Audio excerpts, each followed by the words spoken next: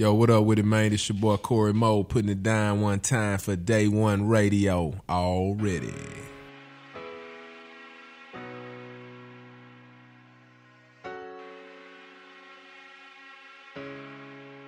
The business.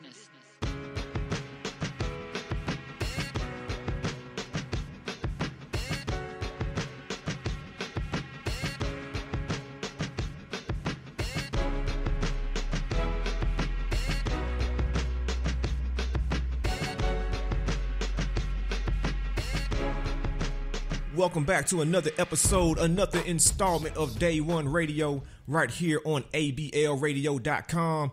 That's Art, Beats, and Lyrics Radio to be exact. Make sure you download the very free, very accessible smartphone app for your iPhone and Android devices. And B, tell them where they can find the entire Day One Radio catalog. Man, you can always find us on Apple Podcasts. You can find us on SoundCloud. As long as they still alive, they say Chance trying to save them. You can find us on Spreaker, Stitcher, pretty much anywhere you can find podcasts, bro. What's been going on, man? Everything been cool, man. You know what I'm saying? 9 days into this new situation, man, working with the kids down at Vox Teams, man. And that's what's up. It's been a cool experience so far, man. Like, no day has been the same. Like, working with teenagers is a trip. I'm sure.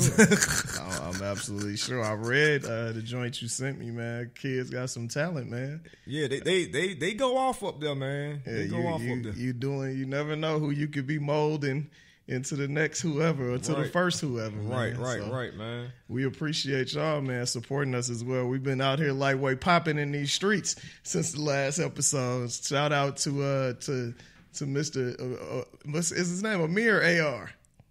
Shaw from Amir. I mean, like, you know, that's his writer name. That's his prose name. Shout out to Amir, man, for the dope write up and rolling out, man. They got a whole lot of traction, man. Shout out for hip hop trivia, that is. Yeah, for hip hop trivia. Shout out to Miss Info, Complex, and First We Feast for featuring us. We was on there for a good 2.5 minutes of the season finale of First We Feast, which they shot in Atlanta, all about lemon pepper wings and all that. They did a really good job as well on that. So much props. Like, I actually learned some things from that. Like, granted, I was not a lemon pepper wing expert, but it's like the part where the homie Nick Love was on there, like, yeah, you know, we used to throw lemon pepper seasoning on hot wings to break up the heat and that flavor. I was like, for real, we did that? I didn't know that was going on. Was it?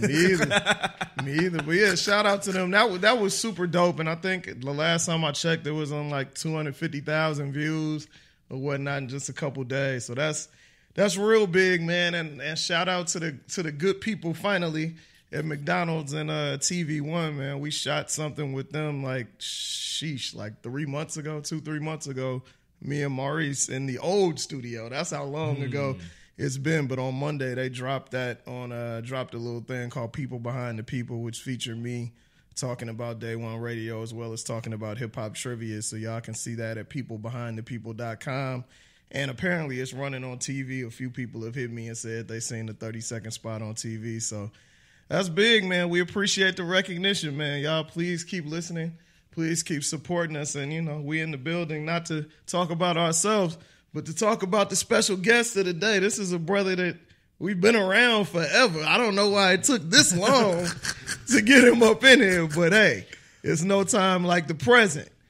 Welcome to website owner, super producer, former and every now and again MC.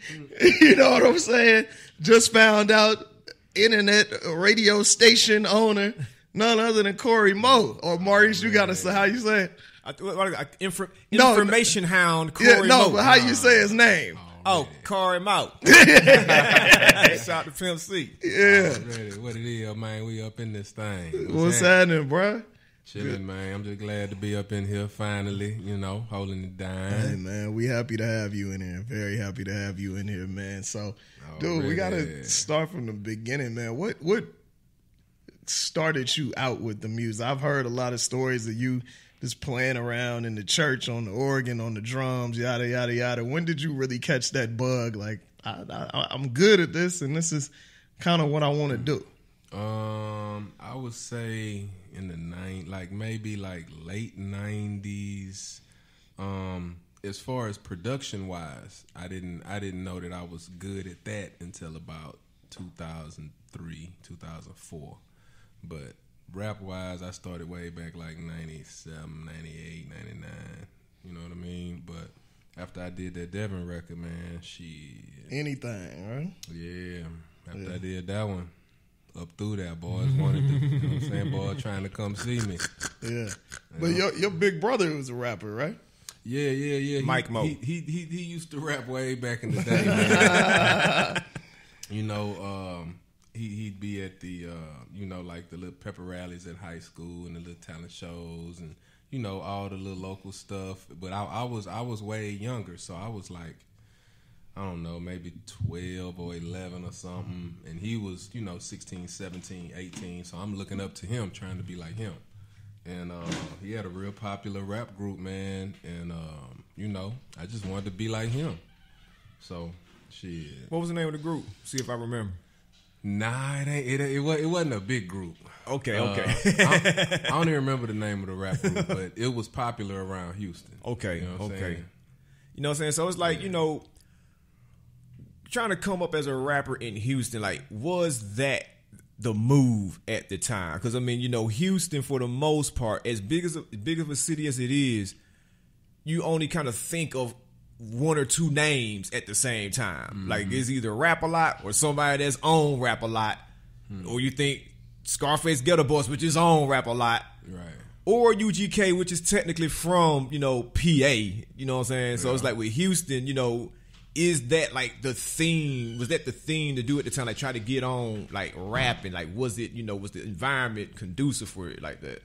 I mean, everybody just wanted to be on, man. Mm-hmm. Everybody got inspired from the East and West Coast, and you know, everybody just wanted to do their thing. I mean, UGK wanted to be, you know what I mean, like the new Ghetto Boys or something when they came out. They looked up to Run DMC and looked up to Ice Cube and NWA, and you know what I mean. So everybody had their own little hustle in mind, and you know, it just people led to certain ways. Certain people blew up different ways, whether it's production, whether it's rapping, whether it's acting, or you know. But Houston is definitely a big melting pot, man. I wish the city had a little more action as far as the light being on them a little more. I know they had it back in 2005 with the syrup movement and all of that, and it was huge. But it's like it left and it never came back. I kind of feel like it's a lot of similarities between the Bay Area's music scene and the Houston's and really Texas's music scene, because like you guys can have your 10 or so spots that y'all hit and y'all milk, just like the Bay has, you know, the whole California, Seattle. Still eating now. And then y'all have, you know, the one or two breakout acts that people might not even know, or even from like Travis Scott from Houston, G-Eazy from, you know, Berkeley, Oakland, wherever you say you're from. Right. And it's weird, and I think it's because like you can be so independent that it's like, well, I don't really need to bend over backwards for y'all folks. Like, I'm eating, I'm good. Yeah. And I guess that's kind of a gift and a curse. Well, I mean, it's just people down there are comfortable, so we don't care. Mm-hmm. You know what I mean? If you already got such and such amount of cars and you done sold however many records, I mean, people pick up the phone and pay you $5-10 grand to go do a show down the street. Shit, you do 10 of them, you know what I mean? Man, nigga trying to go to sleep. Man, boys ain't worried about nothing. I guess Texas, nigga, we got the biggest stars, we got the baddest bitches, and we roll the freshest cars. Like shit. I guess the only difference is in Texas, you can be good with that. You got to be making some serious bread in California to live comfortable. And see the thing about it, people fail to realize that Texas, man, you can fit about 10 cities inside of Texas alone. Yeah, big ones. You know what I mean? So it's like it's huge, man. Like it's bigger than every damn state. Hey, I remember the first time I went to Houston driving around, I was like, bro, we still in Houston? Still in Texas. Still in Houston. I'm like, we've been on the highway for 45 minutes with no traffic. We still in Houston? Yep. Like, this is crazy. All flat, no hills. Yeah, it's crazy, man. But hey, it's a beautiful thing to be self-contained, man. So talk a little bit, man. You've had so many different stages in your career. So we had already talked about the Devin record. Getting old. Now, I think you just done a lot of stuff and stayed under the radar, but stayed successful. So talk a little bit, but even before the whole Devin record and everything, of how you ended up linking up with Big Mike and going on tour with him. Oh yeah, man, that was how can I put it? Remember the old song "The World Is a Ghetto"? Yeah, Ghetto Boys. Mm-hmm. So the guys that sung on the hook to that, Flage. Yeah, I forgot about them. Flage sung the hook to that. I came up with Flage. So we was all managed by the same lady that managed Destiny's Child. Her name was Andretta Tillman. She passed away from lupus. That was Destiny's Child's first manager. Wow. So you might hear Beyonce and them talk about her early on.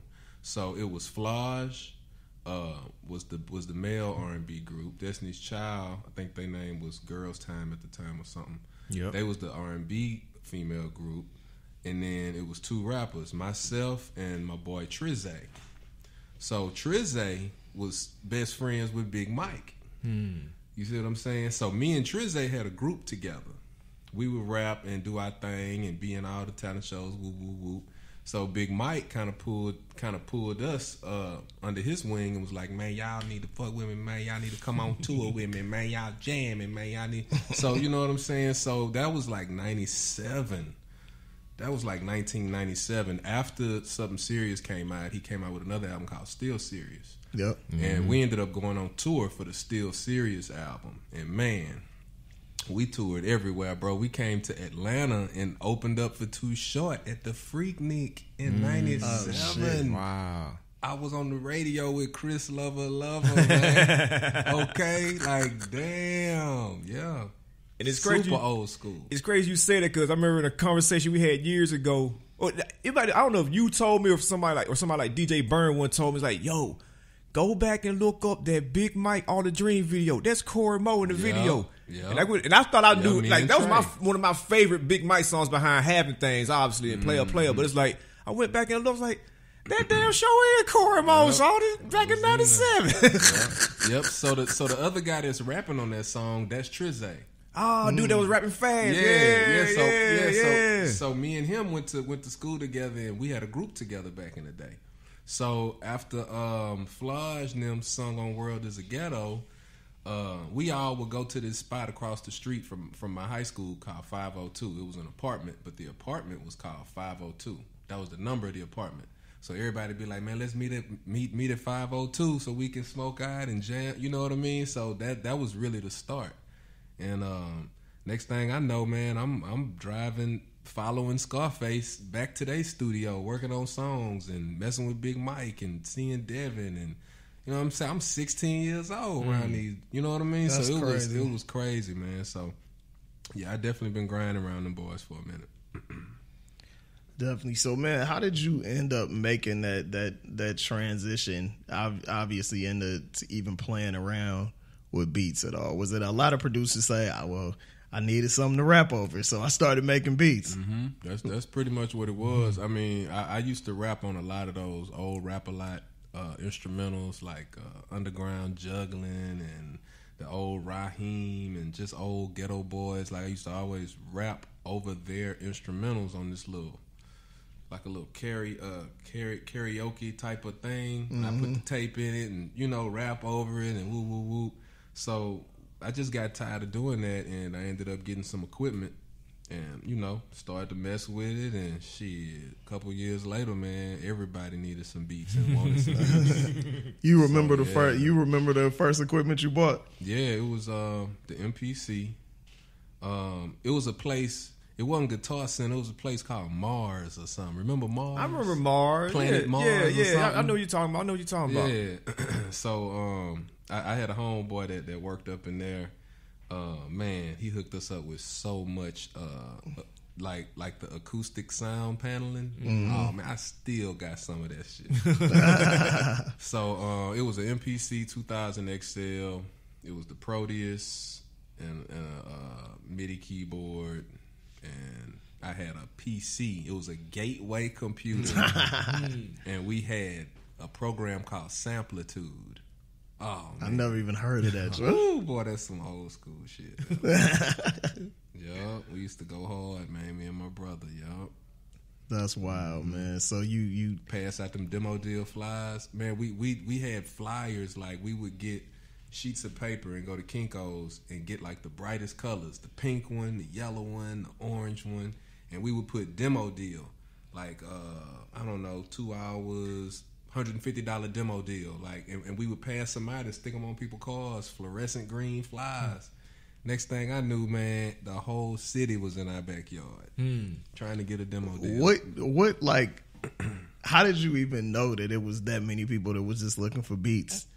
I wasn't even shopping for people to buy beats. I was trying to promote the studio. Gotcha. Yeah. Okay. So it really was just me promoting the studio, trying to get extra money to record people. You see what I'm saying? But it turned into me doing beats for every damn body. Now, was the original name back then Money at the Door Studio? Yeah. My brother came up with the name. I like that. MAD, Money at the Door. That was back in the 90s. That was like 99. He came up with that name. It was like, man, we're going to call this shit Mad Studio. Money at the Door. All right, cool. Shit, we went and got our little DVA. We thought we would fly, boy. Shit, y'all would to be that young, man. You was ahead of your time with that shit. Yeah, man. See. The thing was, what a lot of people don't know, I graduated in '95 from high school. So like '96, '97, I went to TSU for like a semester, Texas Southern, and I dropped out because just too many extracurricular classes that I just didn't. I just didn't feel it. So I ended up dropping out, then going on tour with Big Mike the next year. And then coming back after I got off the tour, and I went to school for digital audio technology after that. I put myself through school for, I went to like a town and country community college and took digital audio technology, music introduction. I took the legal aspects of the music industry. I took every music course that they offered. Took all them things. You just streamlined the process. Took every one. And then the studio just built itself, and you know what I mean? Got you. I mean, that's obviously like helped you out a lot, man. Because yeah. People that they jump into shit all the time and like learn along the way, which I'm pretty sure you'd had to too, like learning, getting bumps and stuff along the way. Right. But I mean, you actually entered this situation with books. Knowledge, legal knowledge. You know what I'm saying? The computers was slow as hell, so it was books. You know what I'm saying? It was books. So yeah, serious business, man. Like from the microphones to the, you know what I mean, the omnidirectional to the like just everything about sound waves in general and just sound, learning the ear and how it just everything. You know what I mean? So it all still helped now that I learned all that stuff so long ago. I'm sure it help you be not only technical aspect, but help you make better music too. 100%. 100%. So you mentioned Anything, which was your first big record.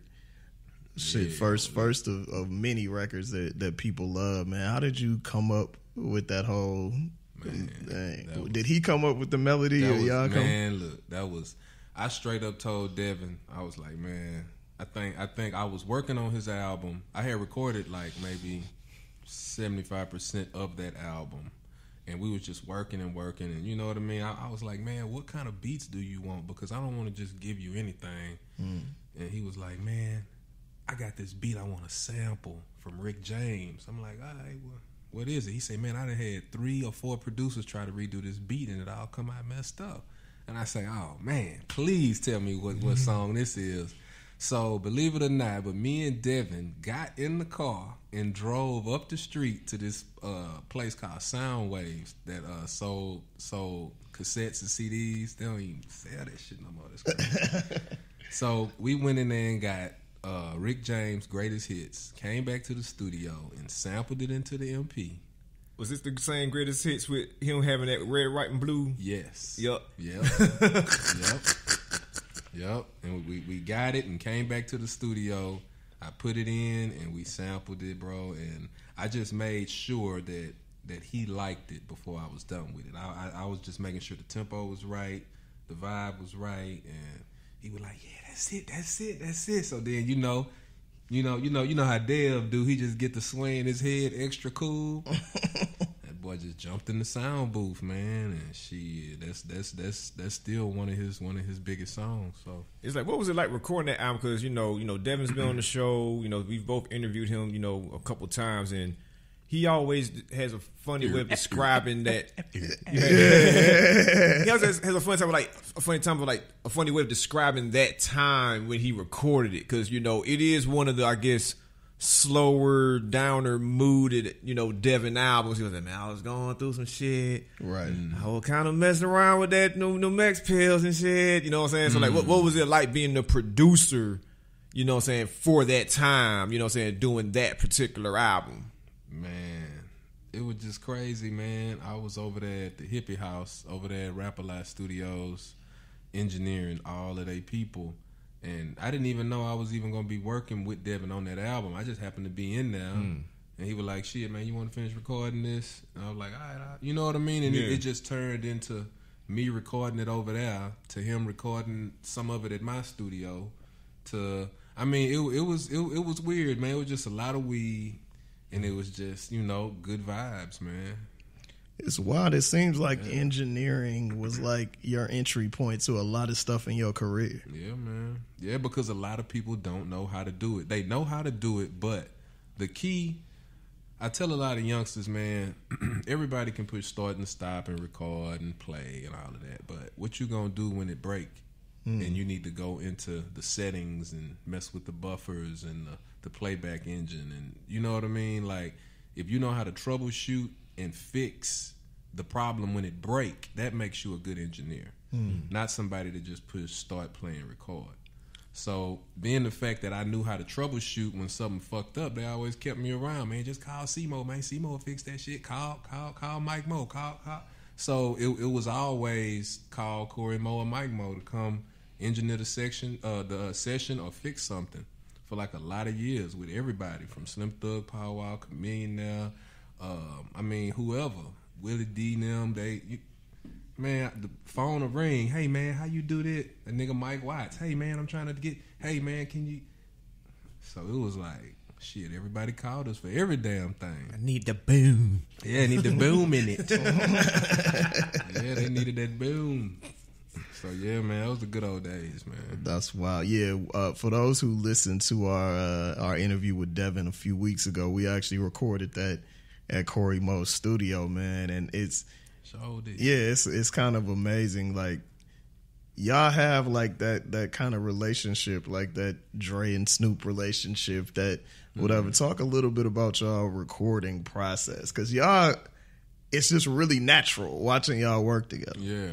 I mean, it's just, it's vibe. Everything is vibes, man. Like, if the vibes is bad, then it ain't gonna happen. You know what I mean? Shit, as long as Dev got him a beer and a little reefer, something gonna happen up in that thing. So, you know, he would normally just, you know, just vibe out for a minute, and then he'll just put that on repeat, C-Mo, and then he'll just kind of just sneak in the sound booth. You know what I mean? I won't even know he went in the booth. He'll just be like, all right, cut me on.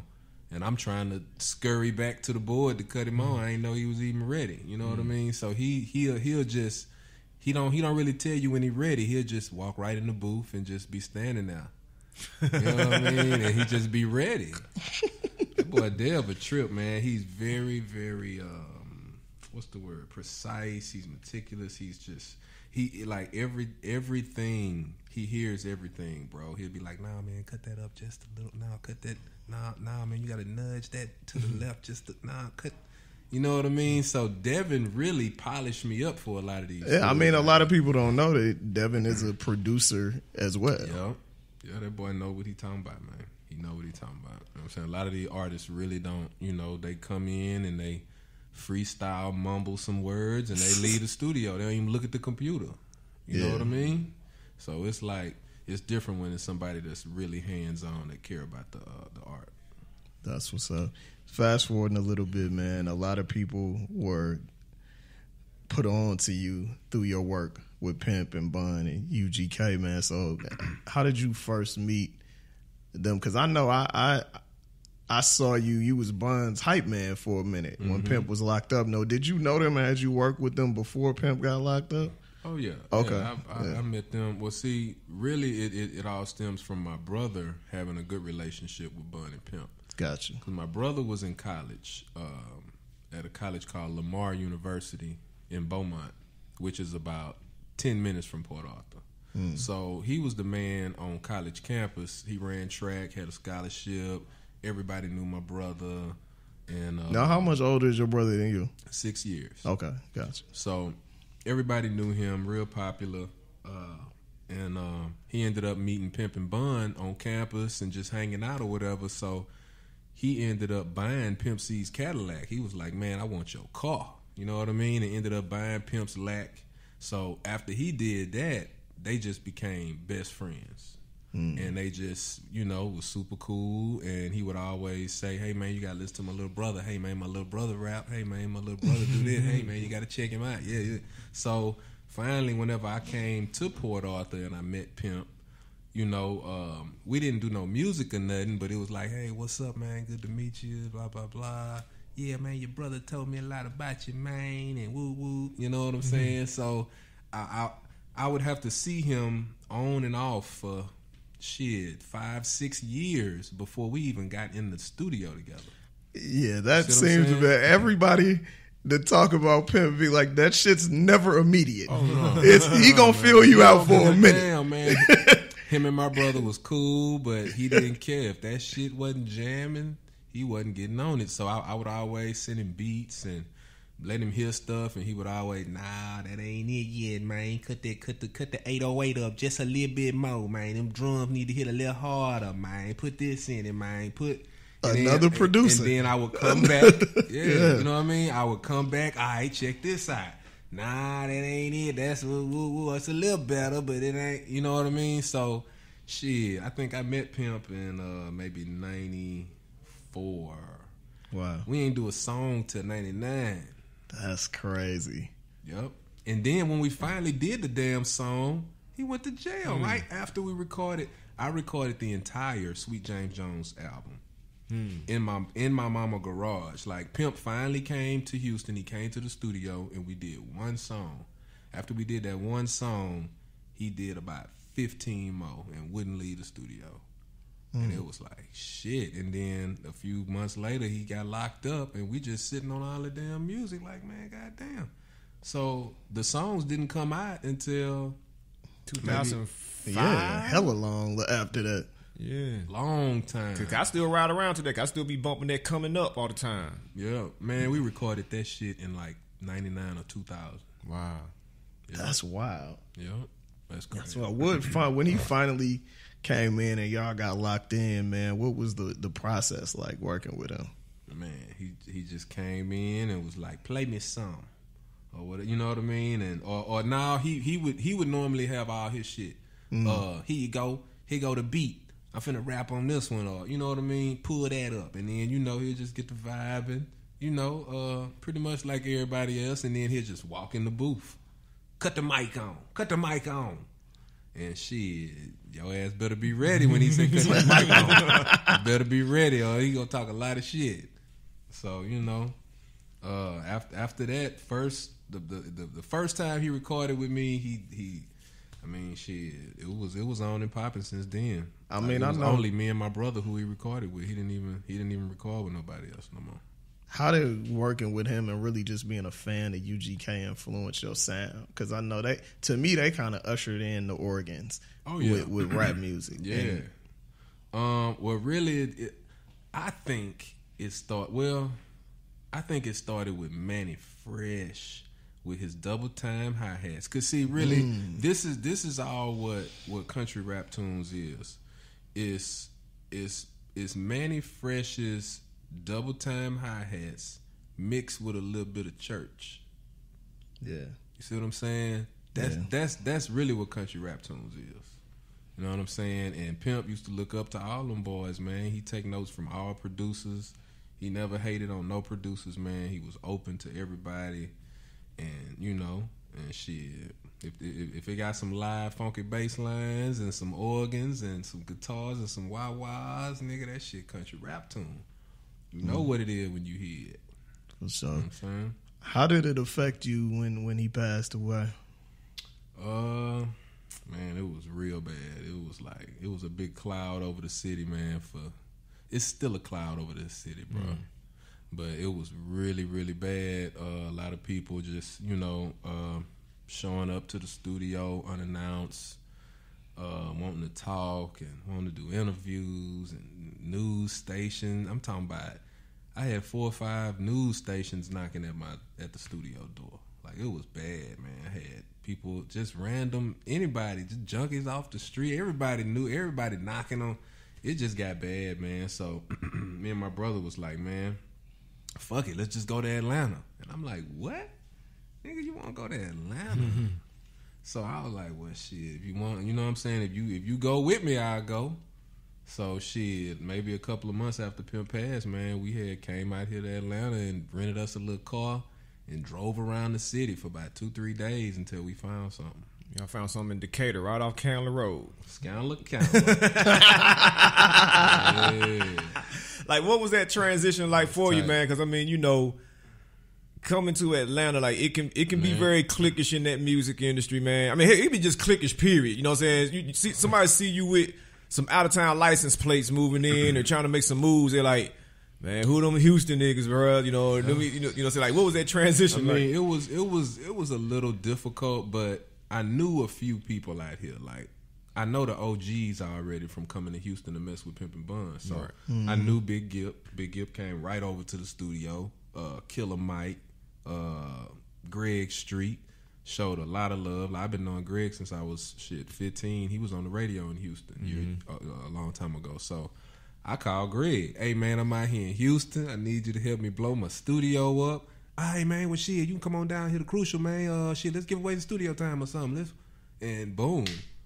Shit, every week I had somebody in the studio just off the strength of up there at Crucial with Greg every Monday night.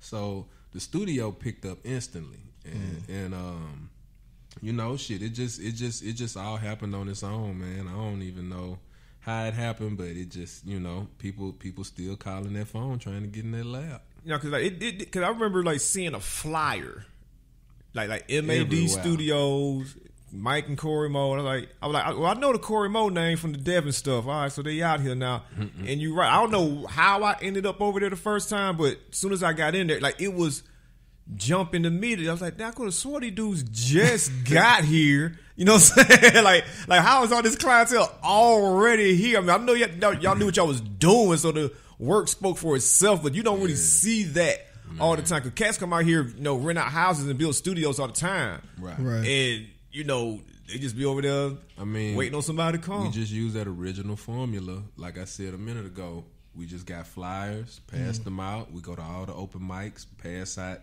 studio flyers at the open mics is the main formula. Everybody there need to get in the studio. Everybody there need a song mix. Everybody in there need beats, and everybody trying to blow up. So that's our target demographic, and we already knew that. So we would just capitalize on all the open mics, man, and just guerrilla market that shit. Like, was it by design to have the studio run the way it was? Like, because whenever you would go in there, people were obviously going in there to work, but it did have a pretty, comfy vibe. You know what I'm saying? Yeah. You might just see somebody chilling downstairs in the kitchen, maybe. You know what I'm saying? Then I remember y'all put Rolling that up. right. You know what I'm saying? Y'all put that hoop in the back. So niggas coming through there, you know what I'm saying, hooping or whatever. So it was always like a cool vibe, but you still got the feeling that folks was in there working. So like, was that by design to make it kind of like a home type feel? Yeah, because it's been that way from the jump. Originally, it was in my mom's backyard, and it was like in her garage, and we gutted it out, put a studio in it.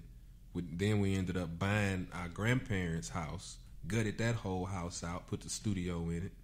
Pimp bought us a damn wrought iron gate for the front yard, so it was super gangster, right in the middle of the hood. We got a big wrought iron gate. We push a button, super fly. And then we brought it here, Candler Road. Did that? I think that was like a 3-story studio. Gutted it out. Now I'm off Wesley Chapel. Same thing, man.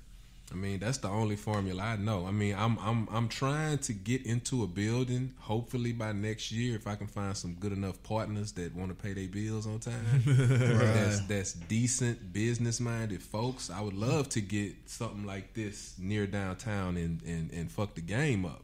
Yeah. But you know what I mean? I'm just stacking my paper, waiting on that move. Gotcha. Yeah.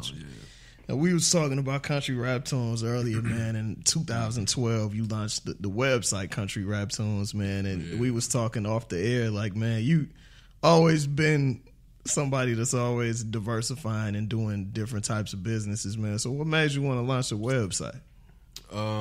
Well, after Pimp passed, like I said, I came out here, and I'm trying to figure out how can I pay homage to my nigga, man. So I was like, I don't really want to do nothing designed just for Pimp. I kind of took it a step further, and I'm thinking to myself, if Pimp was alive, what would he be doing now, 10 years later? He probably have a website. Matter of fact, that nigga would probably have a radio station. You see what I'm saying? So I would just apply that and be like, okay, it might be called Country Rap Tunes, or you know what I mean? Because he had a whole bunch of ideas before he passed. He wanted to create. I think MySpace was real popping when he passed. Yeah. He wanted to shut that shit down and create FlySpace and make it to where you could do anything on there. He wanted to do FlySpace. You know what I mean? He wanted to candy paint laptops and cell phones, and like, man, he had so many crazy ideas, bro. So what I did was created Country Rap Tunes, and I made the site to where it's more than just music and videos. I have a history section on there that teach you what Country Rap Tunes is, from UGK, Ghetto Boys, Devin the Dude, Outkast, Goody Mob, 3-6 Mafia, 8 Ball and them. You know, that's the foundation, DJ Screw, of what Country Rap Tunes is. And Pimp used to rep the entire South.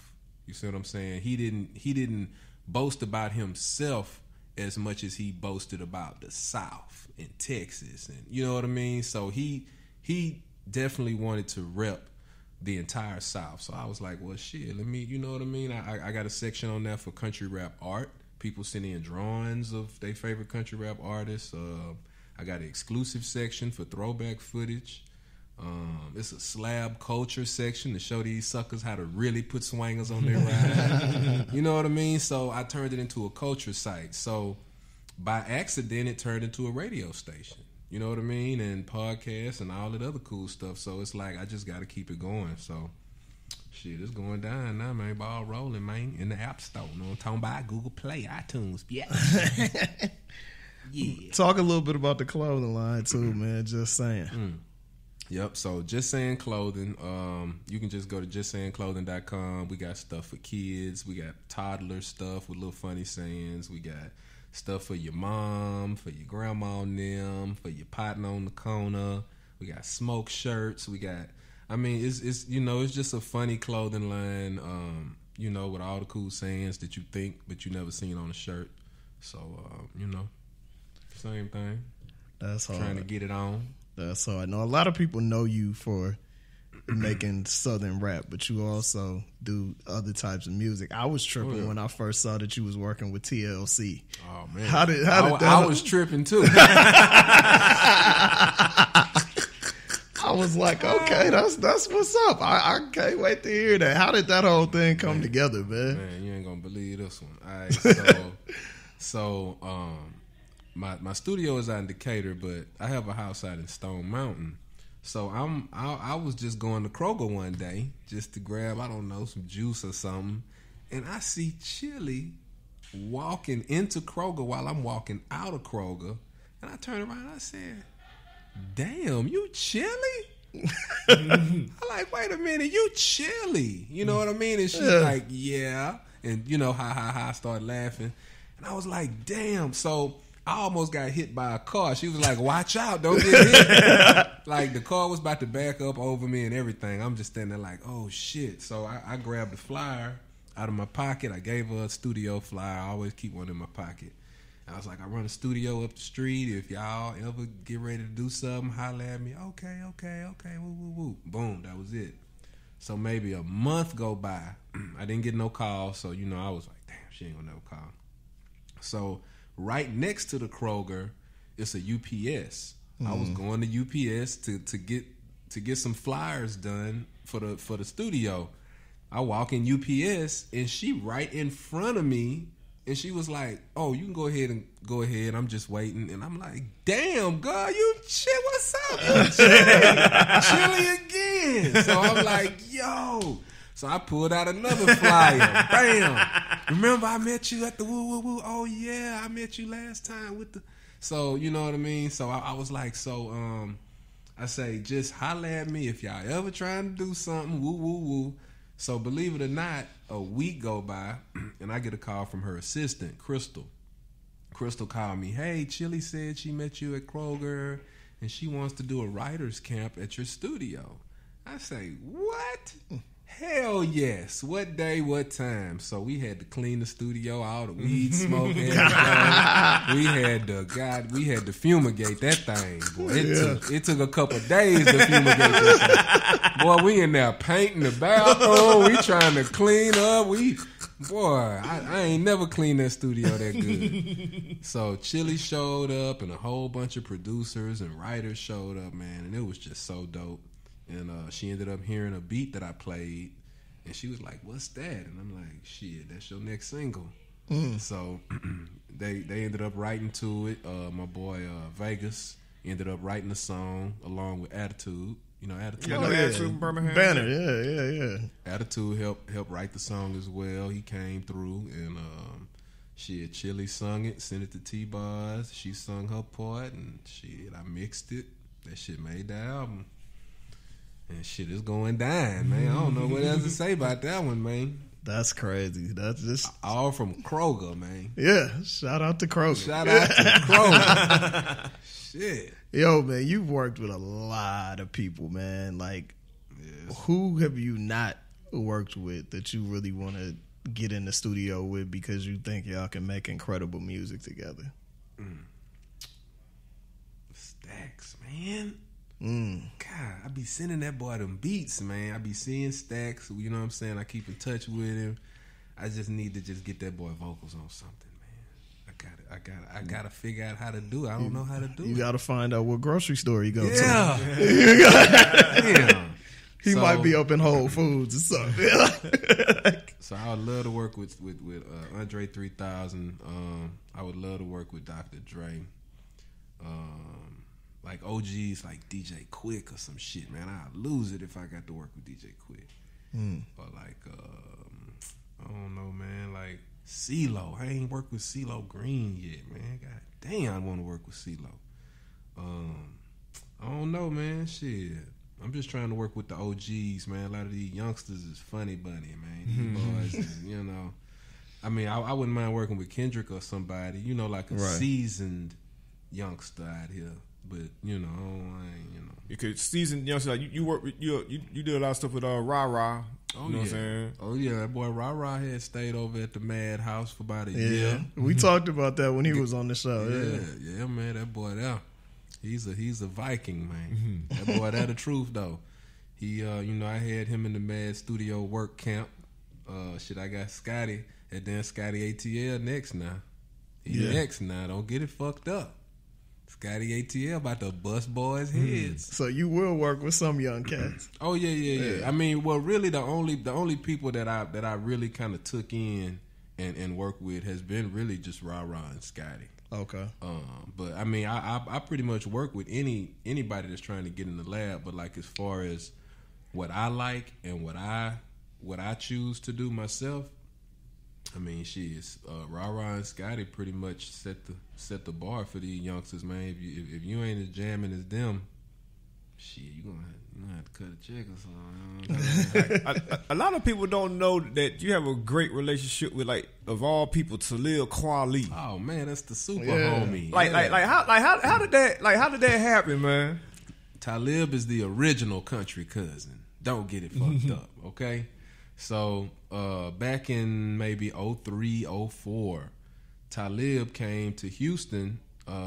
His wife is from Houston. Okay. So, I didn't know that. Yeah, so Talib be in Houston more than what people think. So he was out there messing with Bun and was like, "Yo, Bun, I need a studio to record at."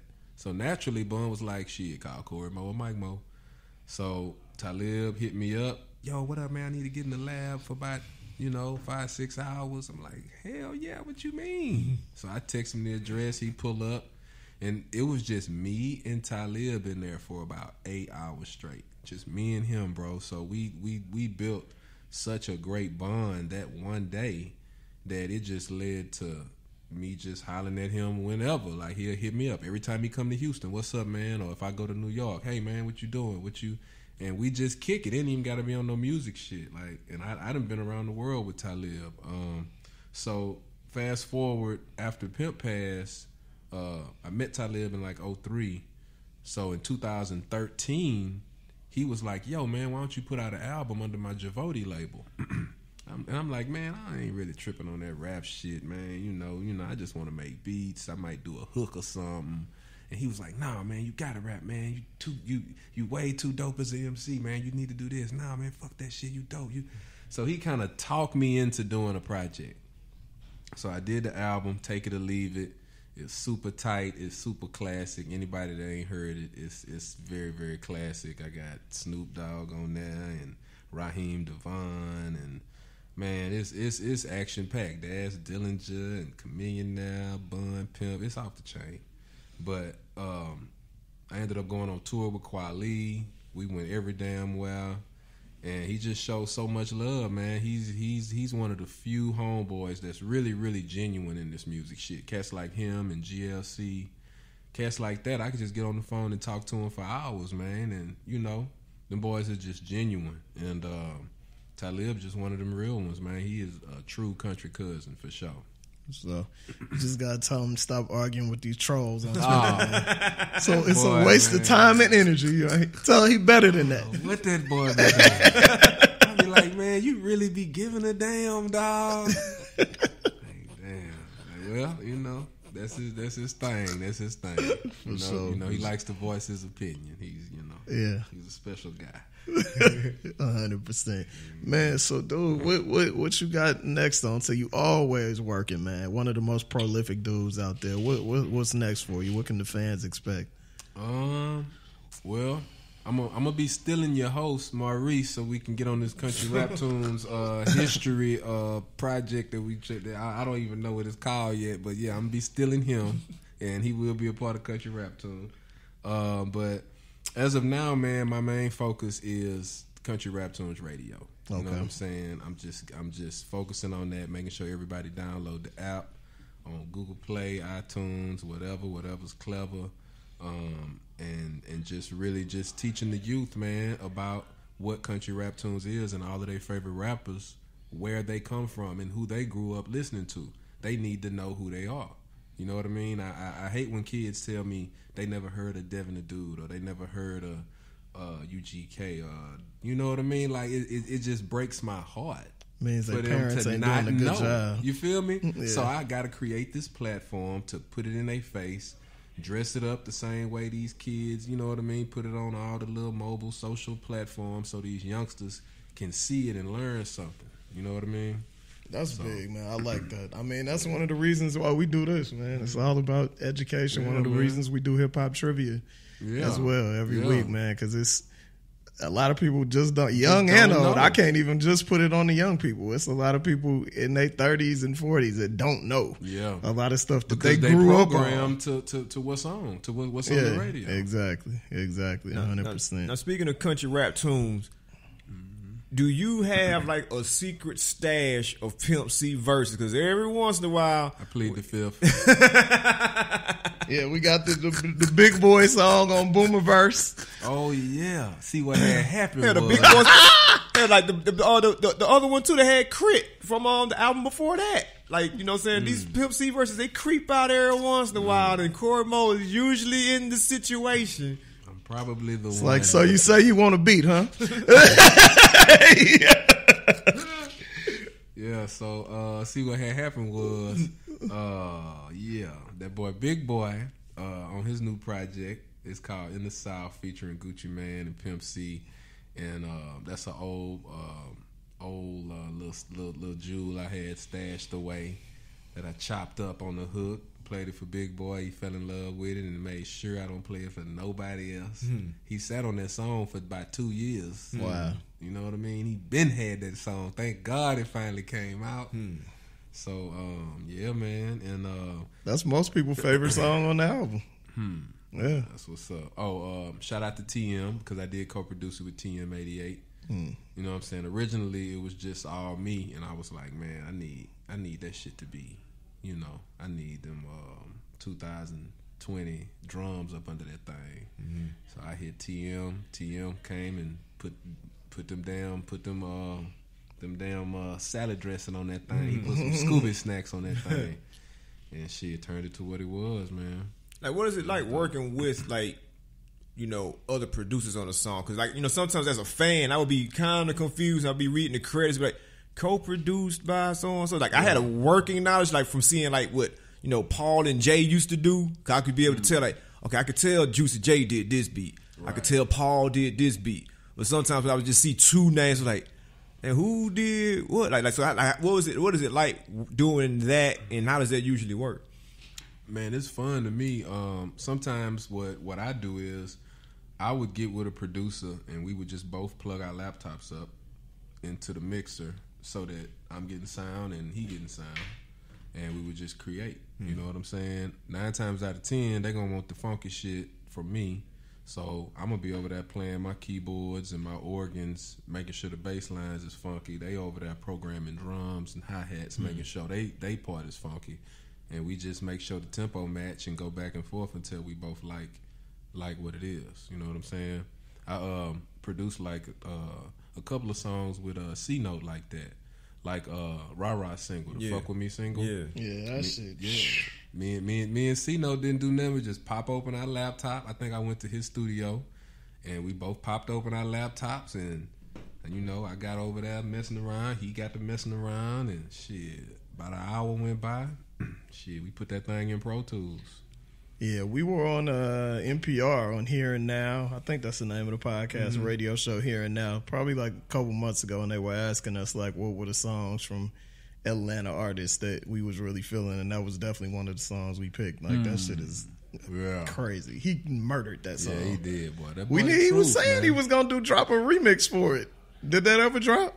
I don't think so. Yeah, we need that. Shit, I hope he do drop a remix. Yeah, right. Exactly. Please drop a remix. For sure, most definitely, man. We appreciate you coming through, man. Please tell the people where they can find you on social, and also how they can download the Country Rap Tunes app.